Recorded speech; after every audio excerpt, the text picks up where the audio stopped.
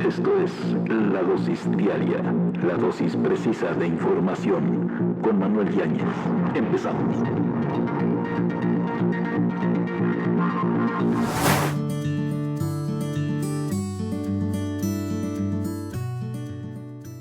¿Cómo le va? Esta es La Dosis Diaria, yo soy Manuel Yáñez y me da un gusto enorme que nos acompañe a conocer y analizar lo que está sucediendo en el planeta Tierra.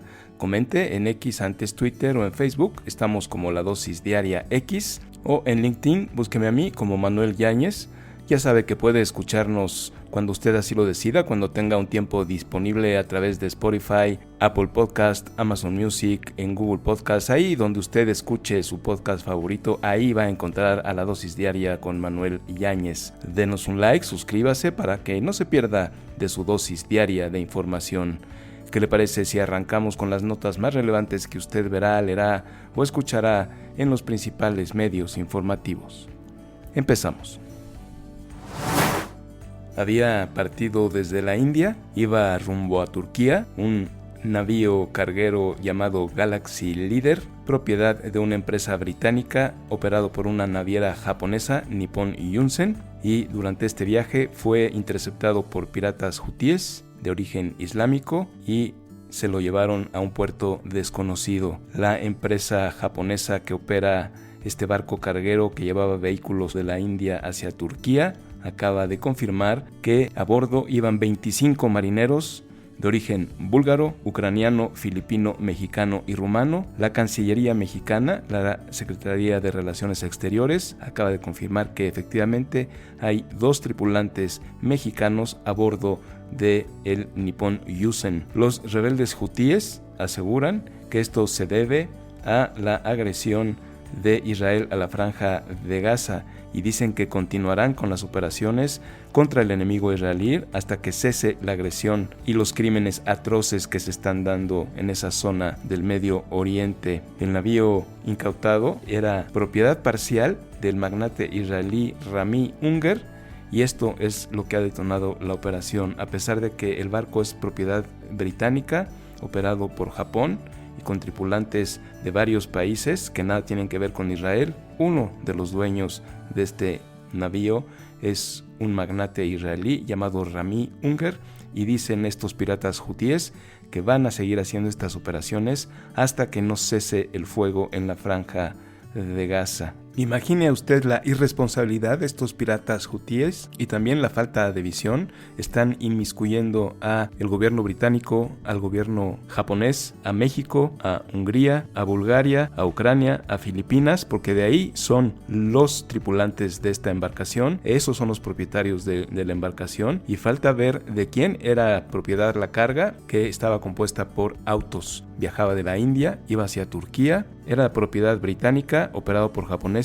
y con una tripulación de múltiples nacionalidades. Lo que dicen ellos es que necesitan que haya un cese al fuego. Esperemos que no interfiera en las negociaciones que ya se están llevando a cabo. Les habíamos platicado ya que están en pláticas y dicen además que están ya muy cercanos a llegar a un acuerdo. Yahya Sinwar es el líder de Hamas en la Franja de Gaza, está participando en conversaciones para llegar a un cese al fuego y se ha acordado en principio en la liberación de más de 50 mujeres y niños. A cambio, Israel suspendería sus ataques militares durante un tiempo específico y liberaría a algunos palestinos de las cárceles israelíes. Además, como habíamos dicho aquí, que lo que tendría que hacer Benjamín Netanyahu es dejar que fluya agua, electricidad y empezar a armar hospitales móviles en la Franja de Gaza, es algo que ya está sucediendo.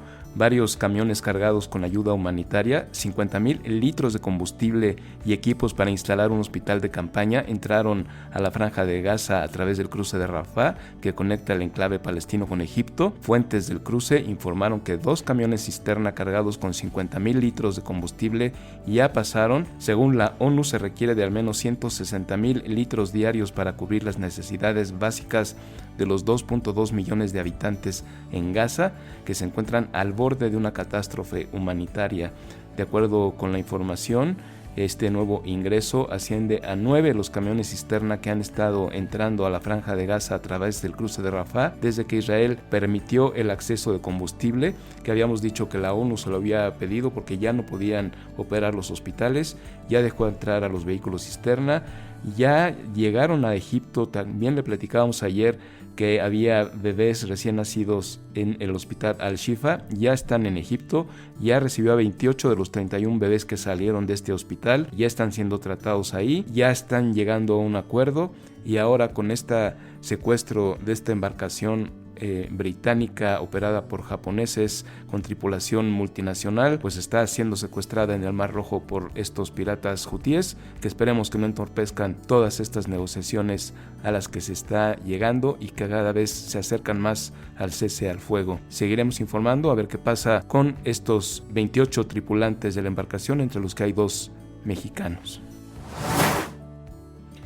En el otro conflicto armado en Ucrania, luego de la invasión hace ya casi 2 años por parte de Vladimir Putin, allá el secretario de Defensa de Estados Unidos llegó sin anunciarse a Ucrania.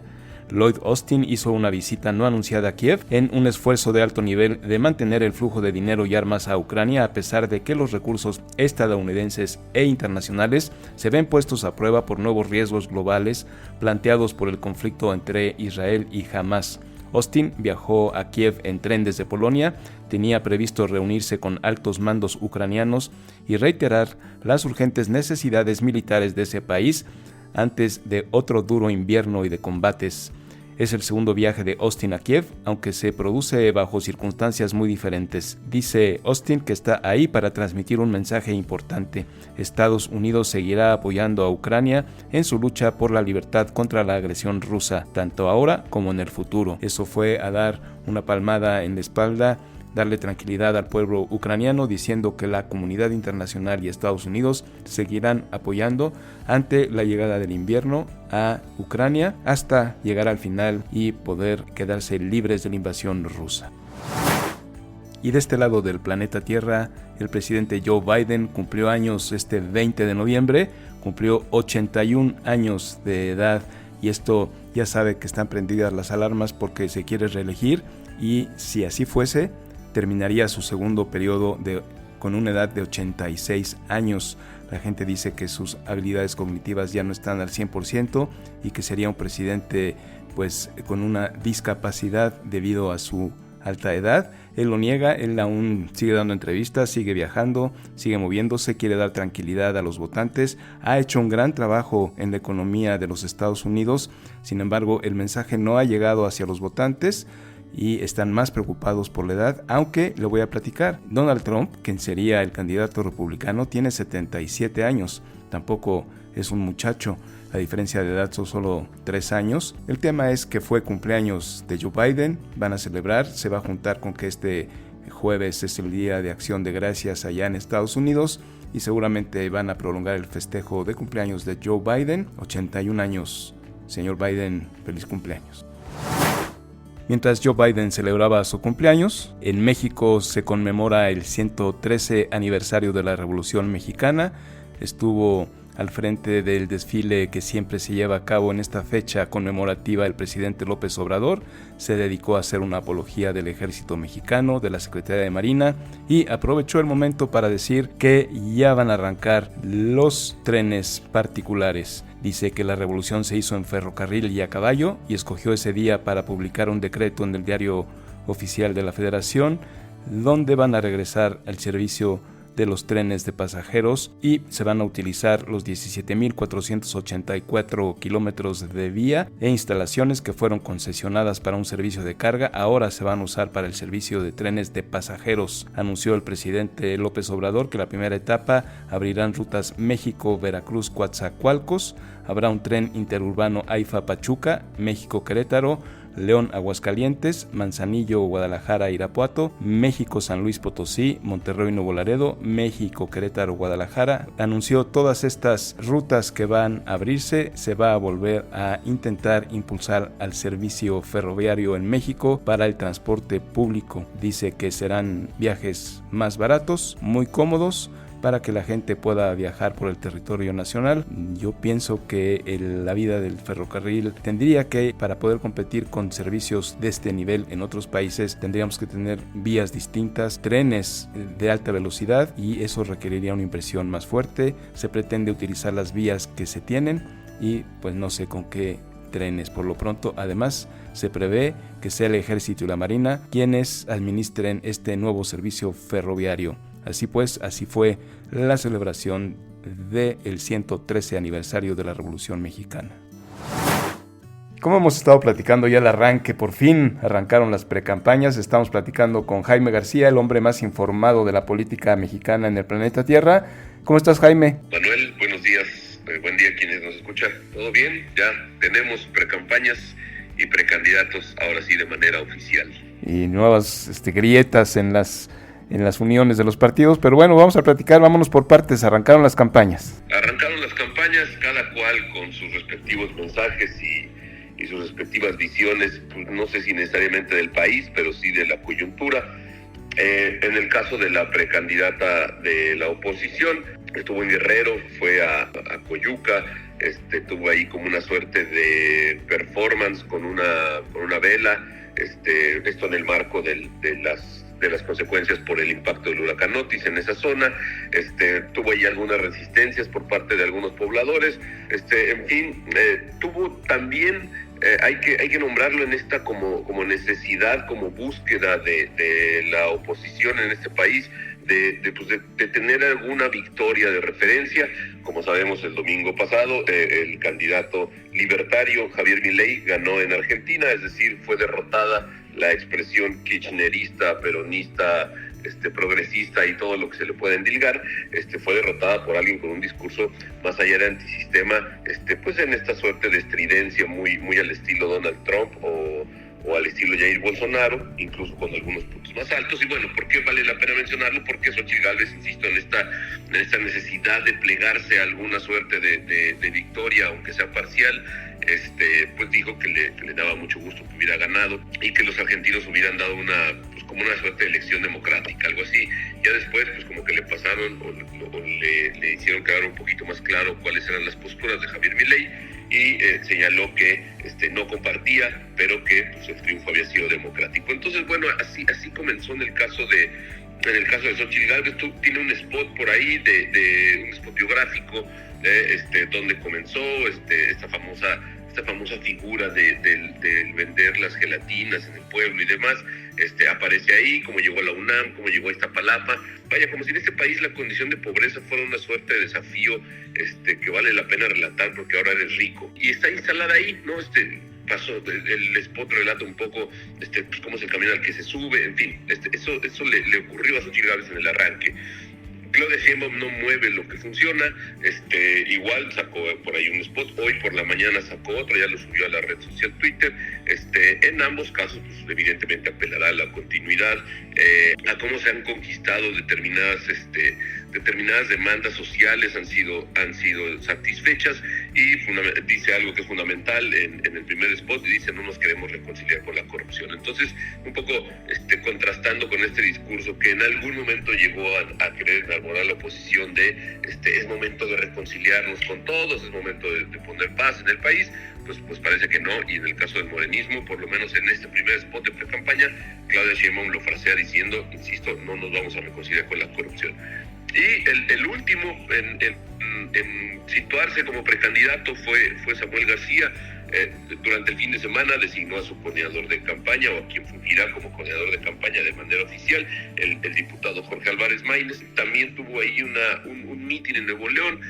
Vaya, como que igualmente apeló a esa parte de te dicen estas cosas de mí, repasando un poco las cuestiones pues polémicas que ha tenido en redes sociales, fundamentalmente el ahora precandidato neoleonés, y contrastando con los que considera logros de su gobierno en Nuevo León, y con un mensaje muy claro: yo represento lo nuevo. Incluso en el meeting que tuvo para lanzar su precandidatura junto a su esposa Mariana Rodríguez, mencionó que ya ni siquiera se iba a detener en hablar de lo viejo, es decir, en referirse a sus contrincantas en este caso, sino que únicamente lo iban a escuchar hablar de lo nuevo que implica que implica su, pues digamos, propuesta, todavía no está en términos de propuestas, pero sí su narrativa, y apeló al mismo, digámoslo así, al mismo eslogan de Manolo Jiménez en Coahuila, aquí puro para adelante. Entonces, ahí quedaron los tres, pues como que cada cual bastante claro, no nos presenta ninguna sorpresa.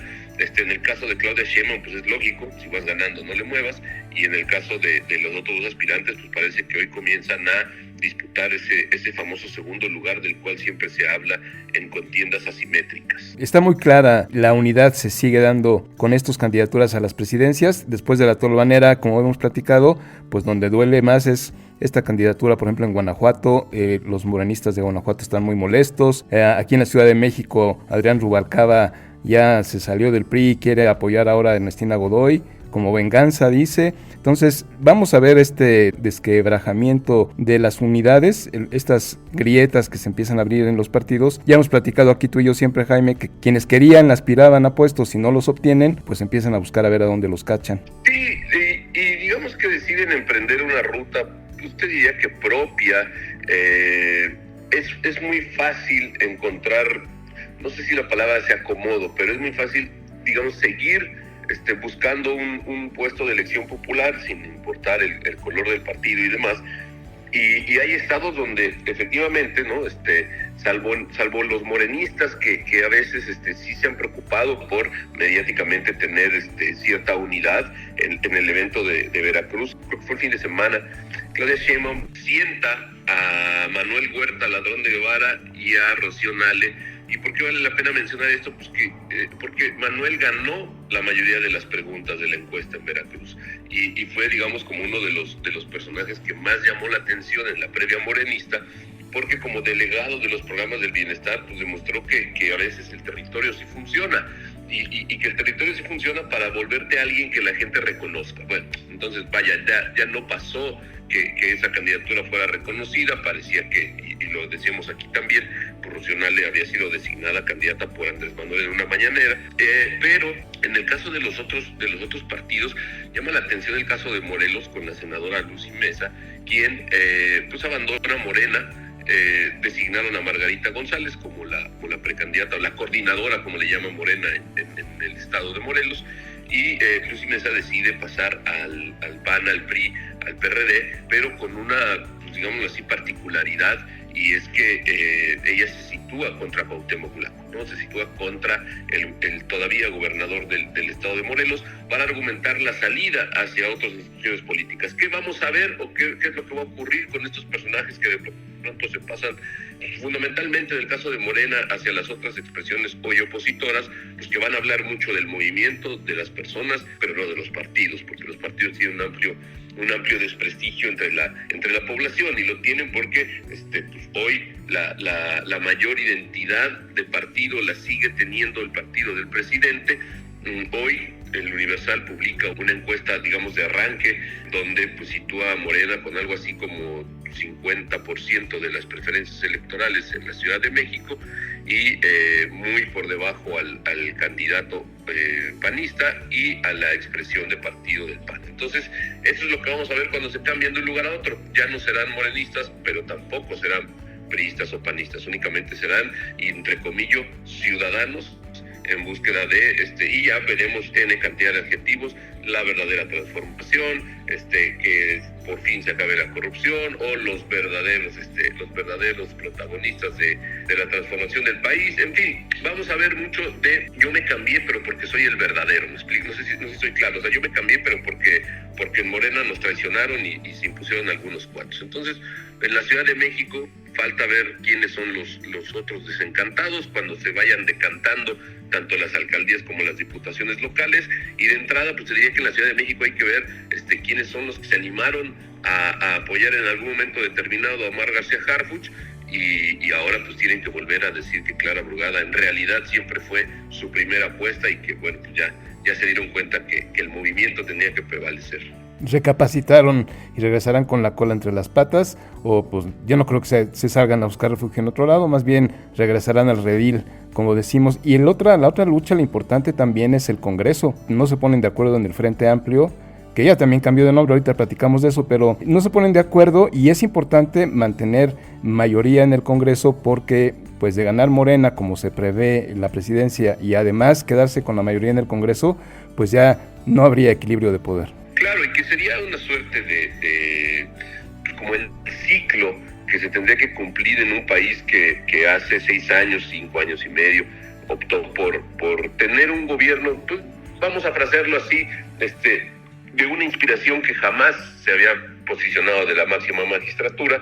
En muchos países que tuvieron procesos parecidos al de México, es decir, donde las expresiones justicialistas ganan, en la siguiente elección presidencial, esas expresiones han ganado por más votos de las cuales los llevaron al poder. Entonces en México pues parece que no estaríamos tan lejos de una circunstancia parecida.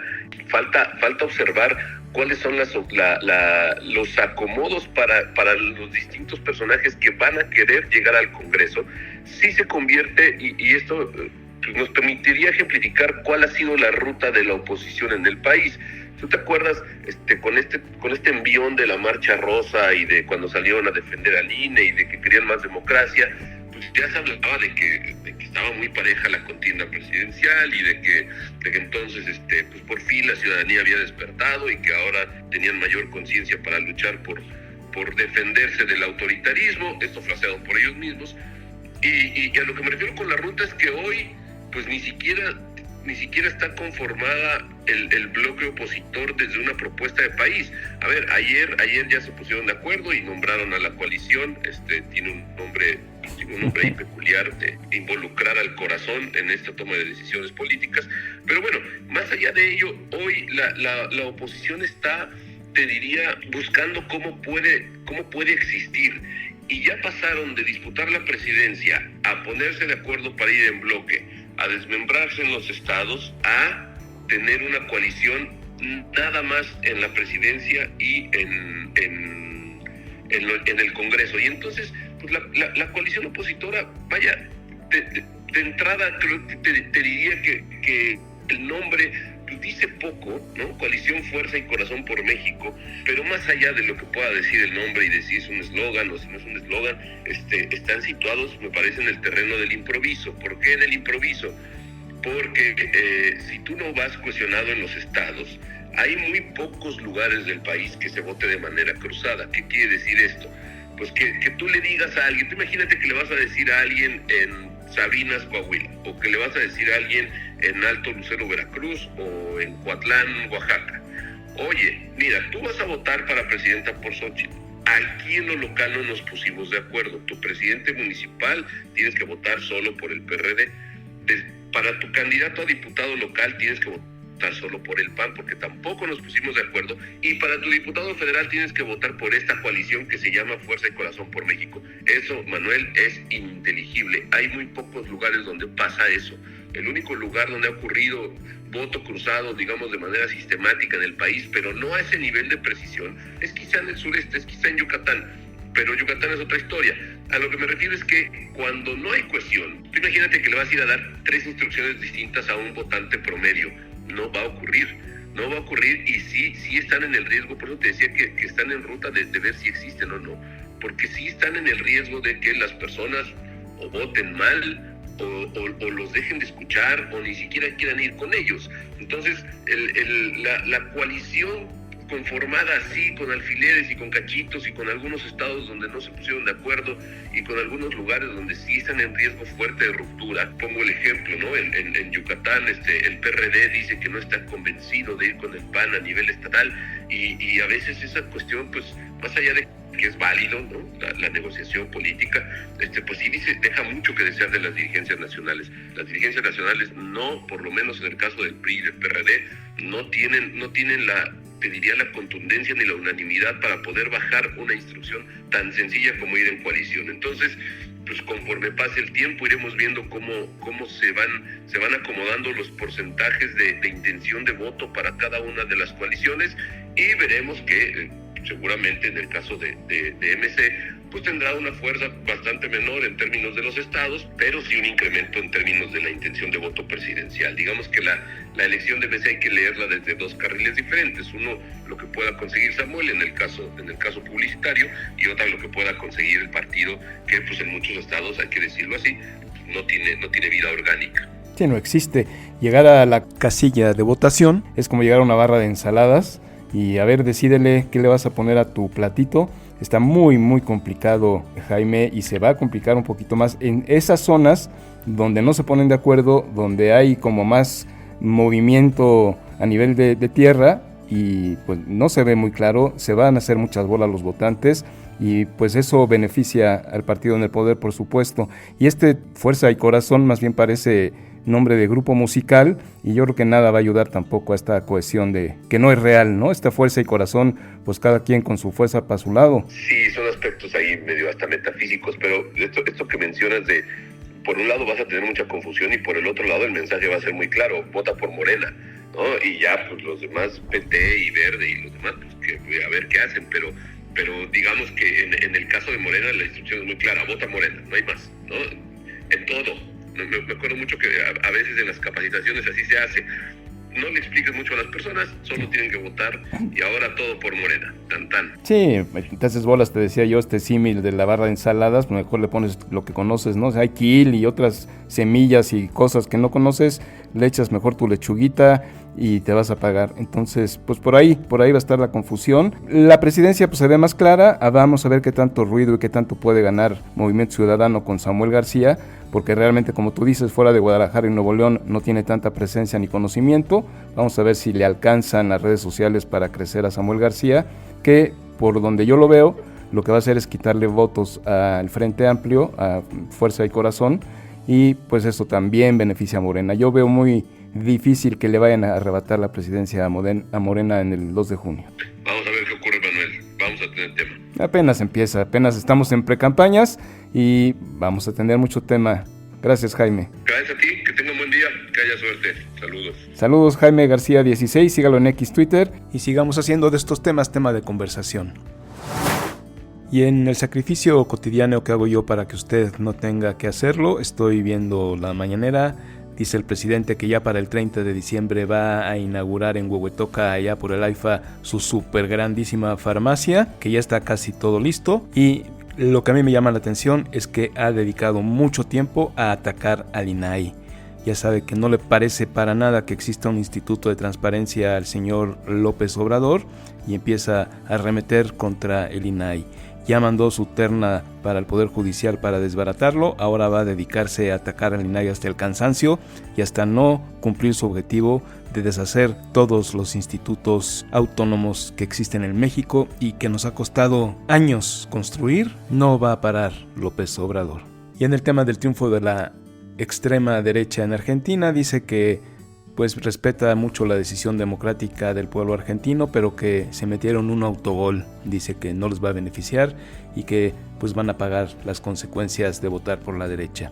Hasta ahí mi seguimiento, mi sacrificio personal por usted. Hasta aquí llega la dosis diaria de hoy. Hagamos de estos temas tema de conversación. Estamos en X, estamos en Facebook como la dosis diaria X. Búsqueme a mí en LinkedIn como Manuel Yáñez y ya sabe que cuando usted así lo decida, cuando tenga un tiempo disponible, puede escucharnos a través de Spotify, Apple Podcasts, Amazon Music. Ahí donde usted escuche su podcast favorito, ahí va a encontrar la dosis diaria con Manuel Yáñez. Por lo pronto, ya está usted informado. Pásela bien.